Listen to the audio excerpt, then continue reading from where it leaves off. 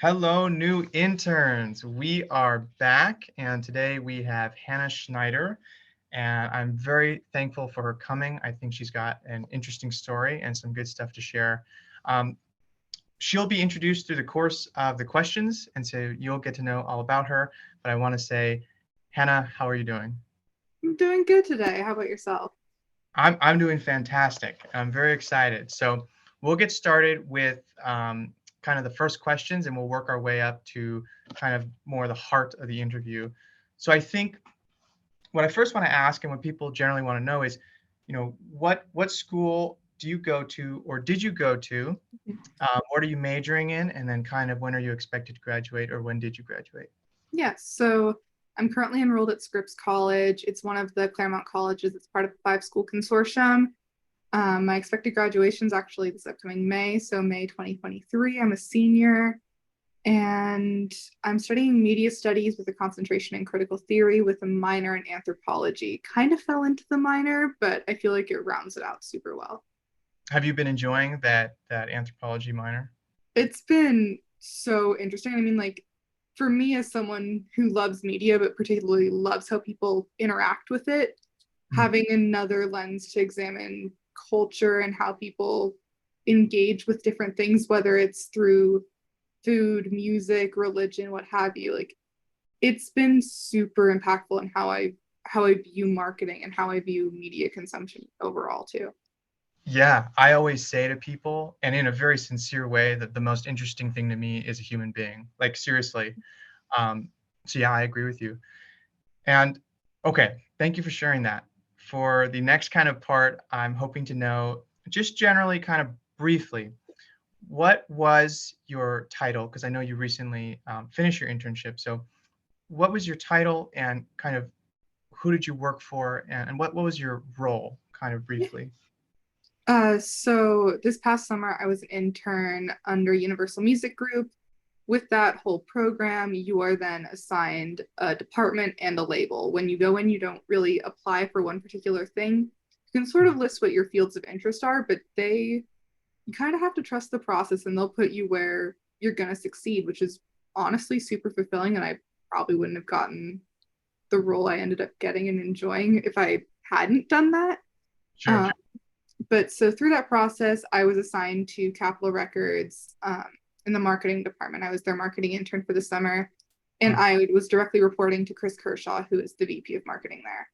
Um, I mean, overall, the interns really, I mean, this goes for myself, and I think everyone else, at least who was at Capitol, we Uh, were in it. We were totally enmeshed in the company culture, working on projects with our managers, working across the department, other people on the team. It was so interactive. And I mean, just the breadth of people and projects I got to work on. Like, I don't want to go all the way into it now because I'm sure you have more questions, but truly got a full sense of the scope of the marketing department and what they do there. That's awesome. That's what I love to hear, because interns who are involved, those are the stories that we want to kind of like share with other people.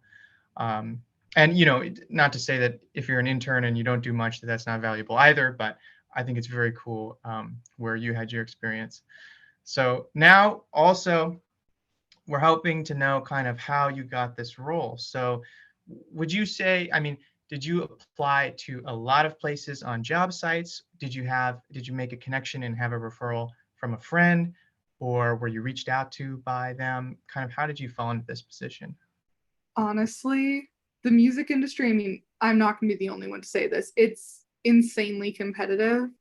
And I mean, Oh I yeah. go to a school that doesn't have like a music industry program at all. So there's no real tracking to get into it. And no one really comes to do like a job fair at my school from these labels. Mhm. Universal Music Group is one that I'd been applying to since my freshman year and Wow. just now got the opportunity. I mean, like, COVID did mess some stuff up. I Uh-huh. think a lot of people can resonate with that, where just companies weren't Yeah. prepared to have people on Zoom or programs got canceled halfway through. It just was different. I mean, also I believe the majority, like the vast majority, were all seniors or graduate students. I believe there Okay. were some juniors and some sophomores, but Mm. big majority is going to be that graduating class that recently graduated or about to enter their senior year. Um, Sure. I didn't know anyone there, and I feel like music is one of those things where if you know someone, it's super helpful. So I Mhm. kind of went in with low expectations. I was applying for the third time. We'll see how it goes. Yeah. UMG has a really early application as well. I believe I sent in my app probably October, early November for their summer program. And so because of that, I didn't really actually have to apply for a lot of other things, or I did, and as those applications progressed, I couldn't actually do it because I'd already committed, which is kind of nice to have your plans for the summer early. Oh, no, for sure. Uh, but no, I mean, just applied through their job site. I just really kept tabs on it. So Okay, great. So yeah, this one in particular, you were really keeping track. Once it opened, you applied. look, I Um, wanted to make it my point to intern for a major before I graduated college, and I stuck to that mission. well, and yeah, and congrats for getting it, because when I saw it first on your LinkedIn, I was like, whoa, that's no joke. It's very, very impressive, and I think that's fantastic that you were able to receive that opportunity. How many? Because you were also applying to other places. Yeah. Could you give us an estimate of maybe how many applications you sent out through job sites, and maybe what were you using? What were you kind of entering in and interested? Was it all marketing intern positions or other things? I mean, for this past year when I was applying, I applied to Universal Music Group, Warner, and Spotify. Those were the applications that were open prior to getting the offer. A lot of things didn't open up until after I already received my offer to do the internship. So kind of helped me not have to go through it a bunch. Right. All of those, I was looking really closely at the job site. Spotify has a really engaged student program where they have a speaker series telling you how specifically to apply to them. Mhm. They're very particular. So if you're interested in that, I really recommend RSVPing to those. They're also just super informative if you want to get a job in music. Um, Cool. but yeah, just really going through the job sites. I mean, I feel really confident in my resume. I used my school's career services group and made several appointments, probably annoyed them a little bit, being like, is this exactly how it should be? Does this look right? Is the formatting right? Am I including enough? Yeah. Um, I mean, there's like no doubt that I think most people have imposter syndrome, and I just wanted to make sure I was as confident as possible entering all of those and making sure each was personalized specifically in my cover letter to those Okay. labels or companies. Right. So you put a lot of effort into the ones that you sent out.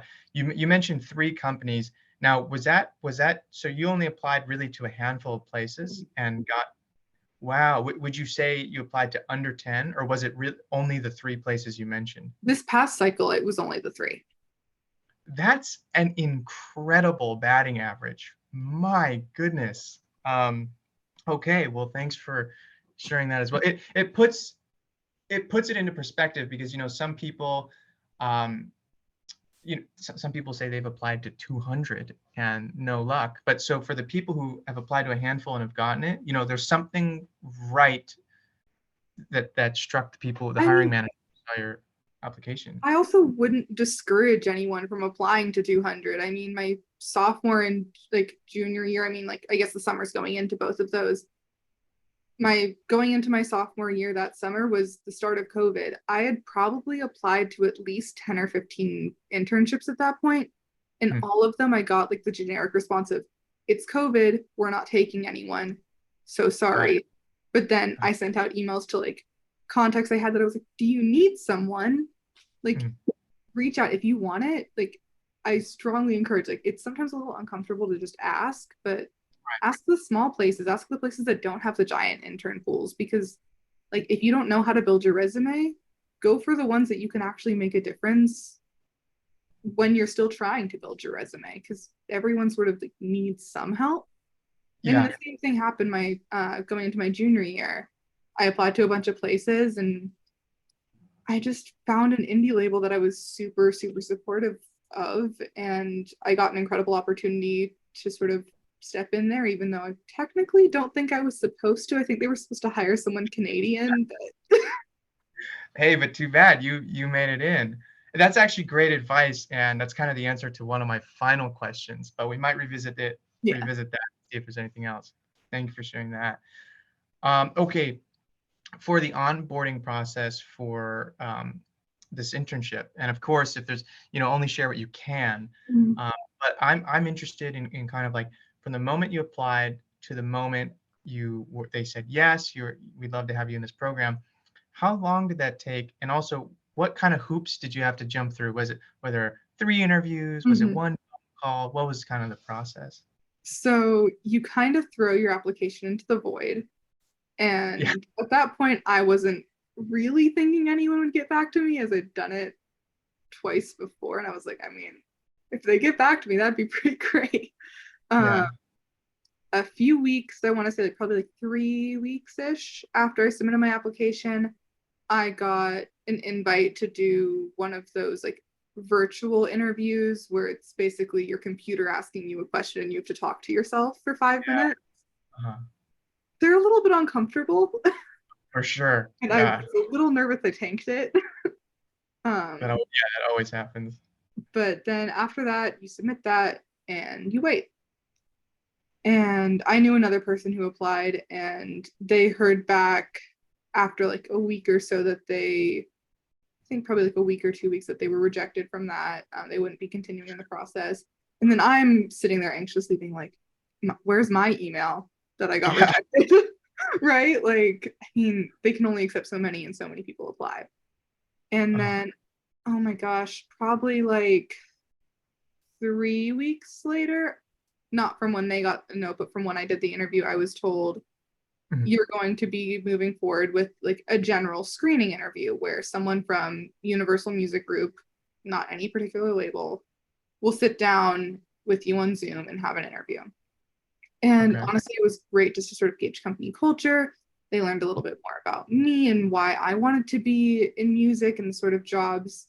Because with their program, you say your top three departments. Okay. And that interviewer wanted to know why I put those top three, where I sort of saw myself fitting in those departments. And then it was that person's job, if they thought I was a good fit, to then relay that information to the hiring team and say, here's where I actually think she'll fit. Mhm. Okay. And so for some folks, I knew someone at the label who did two more interviews following that, one with one department and one with another. I Mhm. only had one more interview. Very So from nice. that screening, I wanted to do artist and repertoire, public relations, and then marketing. Marketing was my third choice, But it was on there. but it was on there. And so then I got the email like a week and a half later saying, you're interviewing with the VP of marketing, and And totally blanking on her title, but she does all of the partnerships. She's, I think, the part like the manager for all partnerships going on at Capital. okay, And wow. I was like, oh, I'm interviewing for the marketing department in like 3 days. Man, that's short notice. That's intense. Yeah. It moved really quickly once things started going. And I think I was very honest in my interview. They were like, why do you want to do marketing? And I think I said, I don't know, but this is my impression of it. Hey, well, the honesty paid off. I mean, you have to be honest. I mean, also an internship is so you learn something. It's not you're coming in being the number one in your field already. Like you're in college probably. You still have so much to learn. And that's one of the misconceptions that I want to fight, which is that they're aware of that you need to, as an intern, you're going to be learning. Yeah. So many of us, me included, I have to fight that, like, oh, I'm not good enough to apply. Imposter syndrome. Wow, that's a very, I like the progression, and you definitely did have to jump through some hoops, You especially have to be with ready. VP of marketing. Yeah, that was big, but congrats on sealing the deal. Now, I'm curious. I want to know kind of what do you think earned you the role in terms of your experience? So what, if you speculate, what did the VP of marketing or whoever else decided that you would be moving forward, what did they value the most in your experience? What do you think? Gosh, I mean, I think that's just it kind of comes down to the person you're talking to and where they think you could be an asset. Mm. For me, I have a background in journalism, public relations, and at that point, a teeny tiny bit of artist relations and Mm. like management. So I was like well versed enough in enough of the areas that sort of fall proxy to marketing or kind of respond to it that I think I just sort of would be able to sort of like what I did when I was learning how to do PR, sort of reverse engineer, I guess, that knowledge. Mhm. Um, and I think I came in and I said, the thing that I care about in whether it's in PR and management and even journalism, writing reviews, my goal at the end of the day is to communicate the artist's narrative in the most authentic way possible. For Mhm. marketing at a label, their goal is to communicate the artist's narrative in a way that's going to resonate with the most people. So I So think it'll my overall goal, and then the fact that I am someone who's like, I'm open to saying what I don't know, but I also am confident in my ability to figure it out. I right. think that combination probably made me a good fit and competitive, but I really have no idea. Fair enough, but clearly you would say that your personality and essentially your outlook probably played a heavy role in earning you the role as opposed to just what's on the resume. Yeah, you don't need hard skills. I mean, hard skills help, but sometimes you haven't had any experience in something before and you just have to be willing to apply what you know and try. Mhm. And that's reassuring to hear that having sincere interest or being engaged and willing to learn is what can earn you a role. Yeah. So very cool. Now, okay, I want to start getting into kind of what you did in your position, but some kind of smaller questions first. How many hours per week was this internship, part-time, full-time, and how many interns did you work with, if you did with any? Was there a cohort of you, or were you mostly working alone or attached to like the VP of marketing? So this is where I'll say everyone's experience was a little bit different. Okay. Um, because Universal Music Group is such a large company and interns were partnered with individual managers, everyone's experience probably looked a little bit different. So I can really only speak to mine and then some of the interns I worked more closely with or who were at the same label. Okay. Um, so UMG basically said you're either working 25 or 30 hours a week. I Mm. worked 30. That was for me, it looked like 4 days a week, 3 days in office, one at home. Nice. And originally it was 2 and 2, but it moved to 1 and 3. Wouldn't trade it for the world. Right. Um, It's so much more fun going in. honestly. Um, and then in terms of how many interns I worked with, there were a couple projects where I would collaborate with another intern at the label. Mhm. And then Universal Music Group as a whole for their internship cohort. They assigned us random teams of 9 to come up with sort of a final capstone project where we did Wow. sort of a music cares project and took an artist off of any Universal Music Group roster and made a campaign Okay. with them as a group and presented it at the end of our internship. So that was on top of everything we were doing as at our label jobs. Sure. Uh, That does make sense. So for the most part, like you said, you're working directly with a manager, whoever's in your field. But yeah, then that capstone project is where you got to interact with the other interns. yeah. Uh, and that I mean, sounds like a fun and difficult project, by the way. yeah. I mean, specifically with the capstone, UMG has. I think we had a little over 200 interns total, and that's across all branches of Universal Music Group at I think like 3 or 4 locations in remote, and that's Uh-huh. just North America. But then you think about how many people that is Yeah. applying overall, it's a little bit wild. But then in terms of like working with a manager or not, I reported to my manager, and this is where I'd say my experience was a little bit different than some of my peers. Some of the other interns in the office worked basically right alongside their Mm. manager the entire time. They'd have a couple projects for them they would do sort of individually or just ongoing tasks. But basically, any meeting their manager was in, they would be there unless it was confidential. Um, I kind of had a blessing in disguise. It made me a little nervous at first. Uh-huh. Um, my manager is phenomenal. I like look up to him so much, and I'm like, I want to be him someday. Um, Awesome. he the first day said, check out these like softwares and platforms, poke around and figure them out. Wow. And I That's did pretty. that all my first day. Oh, on your first day. Oh, And that would have made me really anxious and scared. I kind of got thrown off the deep end, but there was also no pressure to really find anything. It was just figure it out and explore. And then I was able to kind of go back and ask questions after. I'd be like, it's a lot of graphs, and I'm like, what does this mean? Should I be like looking for something? I had never looked at it before. I'm like, this is a new thing. I'm like, is this a good trend line? Is it bad? What sets something up for success? How would I see that? Mhm. And I probably wouldn't have had those questions if I hadn't been told to look on my own. Um, and a lot of what Chris sort of bestowed onto me with the internship was talk with every single person in the department and see what they need help on. I ended up finding another mentor in the department that I probably would have never met if I was glued to his side.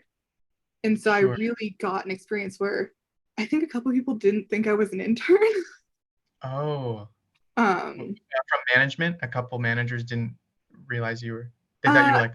in terms of like talking with managers for artists that we were doing marketing for, I think they all knew I was an intern, but I think some of the other folks that weren't directly in marketing didn't know Oh, I was an intern.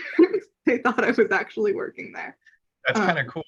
it was cool. I mean, it definitely boosted my confidence a lot to be in an environment where I was given that amount of trust and Mhm. also the freedom to sort of advocate for myself and take on projects. Yeah. Um, And so then would you characterize your internship as more, was it a balance between a support role and project oriented role, or was it more like lots of support, meaningful support, or mostly project oriented? How would you kind of describe it? I think the best way to describe it was I was a coordinator in training. Okay. um, Basically, could do anything that the coordinators did except for upload the music directly to like the platforms for distribution. I was basically able to be involved in about anything else. Um, And so if you could break it down for us, or if you could give us kind of an overview. Now this is really the heart of it. um, I'm curious to know what you did in this internship, at at a kind of macro level. What were you involved with? And then maybe after you explain some of those, we can delve yeah, into like a couple things in particular. I mean, so at a record label, the whole thing is making the next big artist, and there's a lot that goes into that. And so I did things from sending out like the recent streaming stats and territory updates to managers every week. I helped make sure that art cards and things that were signed for the direct to consumer stores were signed, counted, and mailed out in the right ways. I helped with making sure that artist PR packs that were going to influencers got out on time and were bundled the right way. I Mhm. helped with a lot of branding stuff. I helped with social media stuff and scheduling. Did a lot of conceptualizing for content related to Capital as a brand. Came to a lot of meetings and sat in and took a ton of notes. I mean, got to be involved with everything and learn a lot about what it is to be in marketing there. Yeah, wow, that's really comprehensive. That covered a lot of ground. So it really gave you a taste of what, well, at least like what the music industry is, Yeah. at least in that field. And it seems like a lot of, some interns, they have roles where there's no liability associated with it. So if they mess up, I mean, it's okay, they learned. But you just mentioned a few things like those PR packages and making sure components were a part of certain things. Like there's liability associated with all of that, where if you screwed up, I'm sure that that would have actually had an effect on The the people. anxiety was through the roof on a few of those things. Yeah, oh, I'd imagine, but I'm sure you'd agree that that was probably like insanely valuable. Oh, yeah. Uh, I mean, being able to be the point person to talk with management, to talk with, the people in charge of actually mailing out merchandise and making sure things like tracked the right way. Like, I'm the middleman between that and I'm the intern. How is this happening? yeah, wow. Um, okay, well, could you then, for us, if there were a couple projects or even just one, something that you could explain most in depth, something that you're most proud of, or something that you think is really cool, something you worked on. It could be the capstone project, or it could be another function that you serve. What's something you can go more in depth on? I mean, this was kind of something I didn't expect to do in my internship, let alone be so invested in. Mm. Um, Another one of the project managers there in marketing, I kind of, she needed more support, and it sort of just worked out that my manager said, borrow the intern. Right. Um, and she definitely became a mentor to me throughout that process. And she did both marketing for artists and then marketing for Capital as a brand. And that's a lot. That does And sound like a lot. it's a huge breadth of work that she did. And it was really amazing that I got to be a part of that. A big part of trying to brand a company like that is trying to figure out a way to curate social media in a way that covers the large scope of artists they have, as well as sets a tone for Capital as a brand and a platform beyond just, a standard label. Capital's pretty iconic. It has the tower, it has so many songs, like from the Beach Boys to the Beastie Boys, like so much of the music that is so fundamental to like American culture and even like UK culture, like it comes from this label. Mm. So how do you continue to share that legacy? You kind of need effective social media. And that's a lot for one person to handle. And so I really got to jump in there and figure out how to track basically all of the traffic coming in, how to follow trends and integrate it in a way that was relevant to the platform. A Mm. big one that they hadn't done a ton of work in yet was TikTok. And I, as well as another couple interns, sort of all worked continuously on the TikTok to come up with content. I was pretty heavily involved in that side of things, especially with the scheduling and content creation. Mm. We moved from 11.5K followers to over 12 in under 4 weeks, Oh, um, wow. on basically a stagnant account. Like videos weren't getting any traction. Um, No, so it yeah, that's things pretty went up good. too. Um, And one of the posts I made at the time when I was there, there was this Little Miss trend. If you're familiar with like the little kid books Right. that are like, Little Miss Nosy or Little Miss Happy. And I was like, we need to hop on this before this trend dies. I don't know where it's going to go, but I'm just going to make some of these memes. Uh-huh. And then did it with some of the Capital artists' lyrics, and it became the most like highly interacted with piece of content on their Instagram. Whoa. No way. And I was like, this is insane. I really didn't think this would take off, but it resonated and artists were reposting. I think Dochi ended up using the graphic I made for like her VMAs announcement or something. It was crazy. Who was the artist? I think Dochi, Dochi. I probably know exactly who you're talking about, but I might be getting confused with the name. That's huge though. it Oh, was totally random. And I was just doing it because I saw the trend and I guess it worked. you created, I mean, whether or not you work, there were other people who helped you with that post. It was you executed a full idea. It wasn't just like you sliding the contrast on the No, photo. I had to make the assets and post Yeah, it, all of that, which that honestly was a really simple concept to do, but it's sometimes just about timing and luck on those things. that's really exciting. And I wish I had something like that in my portfolio, being able to mention that. For the account that went up about, I think you mentioned 500 subscribers on a Mhm. stagnant account. Was that TikTok or Instagram? It was TikTok. On Instagram, one of them went from 10.8 thousand to 12.2 thousand in that same amount of time. Oh my gosh.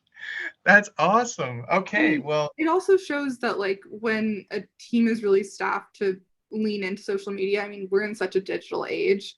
When you have the support to really make sure that artists are being put on the platform and their fan base is being engaged, like stuff takes off. yeah. Well, and it seems also like you understand the company, and like you explain how there's a lot of history, and that you wanted to kind of, how do you express that? Because I hadn't thought of your company in that way until you just described it. So you knew where you knew what was valuable. I was a Capitol music nerd before I was actually hired to be an intern at Capitol Records, so it was a little bit surreal. There you go. Yeah. Well, so That's good to know. I feel like I do understand your role. You were doing a lot of different things, but um, you were also able to. You're not just doing clerical work. You were a main contributor in certain projects. So thank you for that. Now we just have a few more questions here, and it's more just about your general perception of your experience. Do you feel like the work here or there was easy, just at your level, or fairly challenging, or a mix of those? I feel like this is such a weird question to have to answer just because I'm someone who doesn't really find this sounds so bad for me to say I don't find things that difficult because I find them engaging. I think Got it. it's about how you frame it for yourself. If you say, "Oh man, I don't know how to do this," and you let yourself sit in that, I feel like you could find a position that moves this quickly really challenging. But at the same time, I'm like, this is what I know I want to do with my life. I'm working for and with artists that I truly believe in. And whether I knew of them or not, I believe that artists have something to say. So I was passionate about what I did. And I know that everyone around me is working probably quadruply as hard as I am. And I have something to prove. Mhm. For me, I have no hesitation when it comes to like throwing myself off the deep end with something. I'm willing to try it before asking.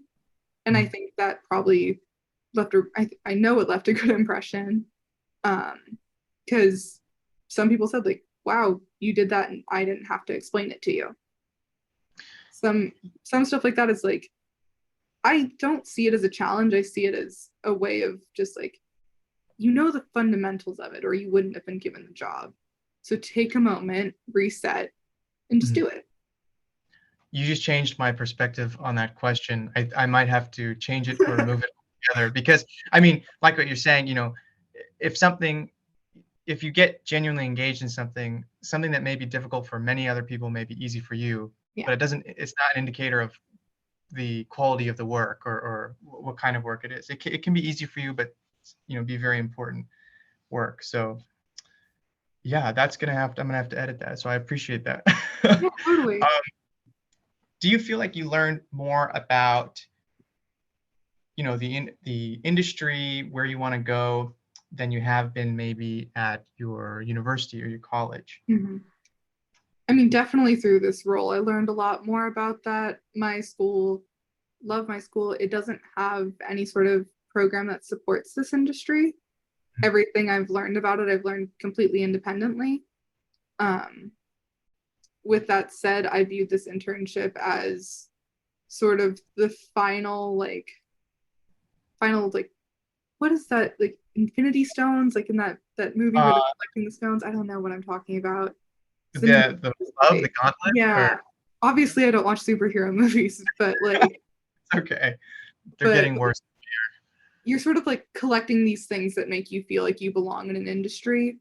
And I was Uh, like, this to me felt like sort of the catalyst moment of if I hate it here, I need to do a full redirect.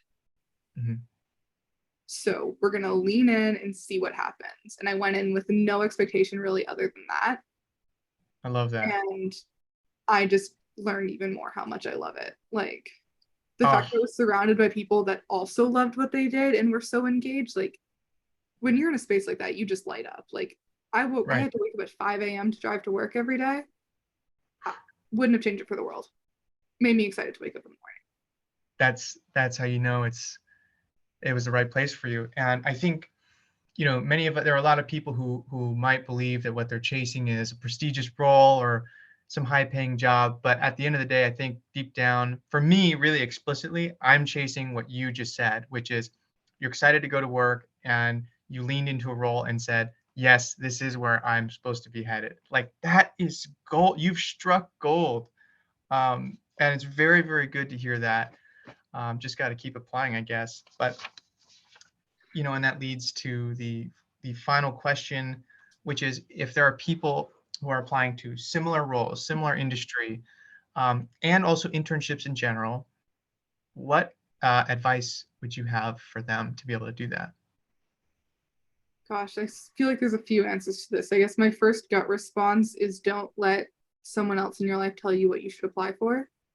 A lot of people try and think what would make my parents happy, what would make me a lot of money, what provides me security versus what matches my passions. There's so many fields, and I feel like now everything is so intersectional that if you're a data scientist, but you're super passionate about music or film, there is a job for you there, still doing data science, but in something that's going to make you light up. So do your research on the companies you just genuinely enjoy and then see if there's something for you there. Because I would argue that probably over 50% of the time there's something, unless you're like something super, super niche, then maybe not. If you're like trying to get into neurosurgery and then also want to do music, I'm not sure if it's the right fit. Yeah, it's a really weird combo. Yeah. But then I think if you're applying for a music industry job and you know you want to be in music, don't apologize for what you don't know. View it as a chance to learn, because believe it or not, if you're our age, we're the next generation, we're the target audience, and honestly, we're probably aging out of the target audience in the next few years. It's something that you're constantly trying to market younger and younger. You're constantly trying to get new people engaged, and you're constantly trying to retain a fan base. We, our generation, probably knows better than anyone what the bullshit detector is, what's going to stick, what's not going to stick. It's our ideas that are going to inform everyone else. You're already coming in sort of with a leg up over like the 40-year-olds in the office. Sure. So come in with a little bit of confidence, knowing that also you probably wouldn't have gotten that role if you weren't qualified. I mean, I try and like remember back to when I got my first internship. It was a PR internship at a publicity group in Canada, and I sent an email asking to do it with very low expectations, and I was immediately brought into an incredible community that really promoted me learning and being involved. Some internships are going to send you to get coffee. That happens. I Yeah. luckily haven't. But go in ready to learn, and like, I'm willing to go and get coffee if that's what it takes for me to do the next thing. So I think just be willing to do anything and everything for what you care about. Obviously, you have standards and know your own worth. And I think if you go in knowing your own worth and what you're capable of, whoever's interviewing you, hiring you, they'll pick up on that confidence, not cockiness, but just being sure that like you're sure enough that you would be an asset to that company. It's the same thing if you were applying for a job. You probably wouldn't apply for a job if you're like, I don't really want to work there. Right. And you have to understand your own value, and that'll come across. It'll express itself when you're speaking to others. That's fantastic advice, Hannah.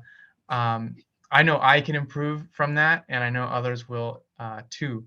So I just want to thank you again for coming out. That is the end of my questions, but it was really interesting to hear your experience and kind of how you were able to obtain that.